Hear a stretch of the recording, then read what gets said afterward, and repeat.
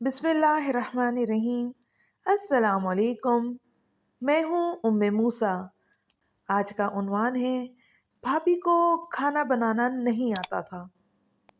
میرے ایک بچپن کے دوست کی شادی ہوئی۔ شادی کے کچھ دن تک تو بھابھی جان نے کچن میں قدم ہی نہ رکھا، کیونکہ انہیں کھانا بنانا ہی نہیں آتا تھا۔ ساس کے بے حد اصرار پر ایک دن کچن میں جا کر کھانا بنانے لگی۔ پہلا تجربہ تھا، لہٰذا سالن میں پانی بہت زیادہ ہو گیا۔ بھابھی بہت زیادہ ڈر گئی تھی۔ ساس غصے کی تیز بھی بہت تھی۔ بھابھی نے ساس سسر کے سامنے کھانا رکھا تو ساسو ماں نے قوالیاں شروع کر دیں، ٹھیک ٹھاک سنائی بھابھی صاحبہ کو، جبکہ بھابھی کونے میں کھڑی خاموشی سے سنتی رہی اور آنسو بہاتی رہی۔ اسی دوران میرا دوست دکان بند کر کے گھر میں داخل ہوا تو فوراً ماں نے بیٹے کو تیز آواز میں وہیں روکتے ہوئے کہا، جا بھائی کھانا باہر سے لے کر آ، آج تو سارے کھانے کا بیڑا غرق ہو گیا۔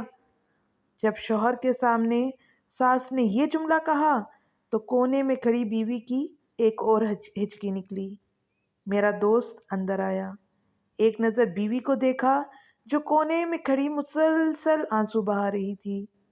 دوست والدہ کے قریب آیا، سلام کیا اور کہا، جی امی، میں کھانا باہر سے ہی لے آتا ہوں۔ تھوڑی دیر میں کھانا باہر سے آ چکا تھا، دسترخوان لگا، سب بیٹھے تو دوست نے سب کے سامنے بیوی سے کہا کہ میرے لیے وہ سالن لے کر آؤ جو تم نے اپنے ہاتھوں سے بنایا ہے۔ بھابھی کی تو خوشی کا کوئی ٹھکانہ ہی نہ رہا اور وہ بھاگی بھاگی کچن میں گئی اور شوہر کے لیے پانی والا سالن لے آئی۔ سب گھر والوں نے ہوٹل کا کھانا کھایا، جبکہ وہ دوست سب گھر والوں کے سامنے اپنی بیوی کا پانی والا سالن کھانے لگا اور مسلسل تعریف کرنے لگا کہ امی، آپ کی بہو نے جو سالن بنایا ہے نا، مجھے بہت پسند آیا ہے۔ آپ کو پتہ ہے اس پتلے شوربے کے سالن کے بڑے فائدے ہیں۔ ایک تو روٹی اس میں چور کر کھا سکتے ہیں، دوسرے اس سالن کو سوپ کے انداز میں بھی پی سکتے ہیں، اور میڈیکل تو اس کے بڑے فائدے بتاتی ہے، وغیرہ وغیرہ۔ اور دیکھتے ہی دیکھتے دوست بھابھی کے بنائے ہوئے سالن سے 3 روٹیاں کھا چکا تھا۔ بھابھی بے حد خوش ہوئی، وہ تمام آنسو خوشی کے آنسوؤں میں تبدیل ہو گئے اور آگے زندگی کے معاملات میں ایک نیا حوصلہ بھی ملا۔ یہاں میں یہ بھی کہنا چاہتی ہوں کہ ماؤں کو چاہیے کہ کالج یونیورسٹی کے علاوہ بیٹی کو تھوڑا گھرداری بھی سکھائیں، کہ 2 وقت کا کھانا بنا سکے، خود کے پہننے کے لیے سوٹ بنا سکے، اور دوسرے معاملات بیٹی کو لازمی سکھائے جائیں، کیونکہ ہر سسرال کا ماحول ایک جیسا نہیں ہوتا۔ بہت کم سسرال والے ہوتے ہیں جہاں بہو کو بیٹیوں والی عزت دی جاتی ہے۔ اگر ایسی صورتحال میں شوہر بیوی کا ساتھ دے تو بہت سے معاملات خراب ہونے سے بچ جائیں گے۔ ایسے معاملات میں بیوی سوچتی ہے کہ شوہر میرا کتنا ساتھ دے رہا ہے۔ اگر بیوی کو شوہر کا ساتھ مل جائے تو ساری دنیا اس کے خلاف ہو جائے، بیوی کو فرق نہیں پڑتا۔ لیکن سب اچھے ہو بھی جائیں اور شوہر اچھا نہ ہو تو زندگی برباد ہو جاتی ہے۔ اگر سسرال میں شوہر ہی اپنی بیوی کے خلاف ہو جائے تو پھر عورت اندر سے ٹوٹنا شروع ہو جاتی ہے۔ ماں کا احترام کریں، یہ فرض ہے، لیکن بیوی کو بھی ساتھ لے کر چلیں۔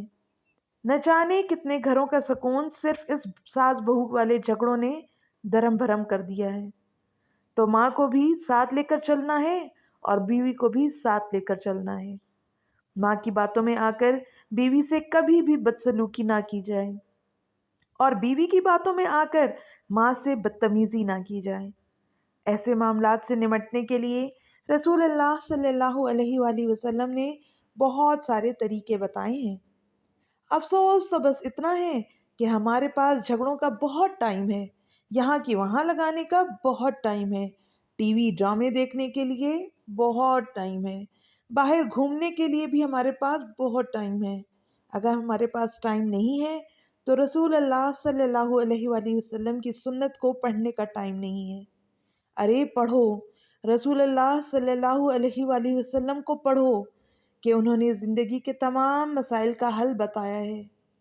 نکلو اس آرٹیفیشل زندگی سے، رسمی معاملات سے، سمجھوتے والے تعلقات سے، اور ذرا 10 منٹ، صرف اور صرف 10 منٹ رسول اللہ صلی اللہ علیہ وآلہ وسلم کی سنت کو پڑھو، تمام مسائل خود بخود حل ہوتے چلے جائیں گے انشاءاللہ۔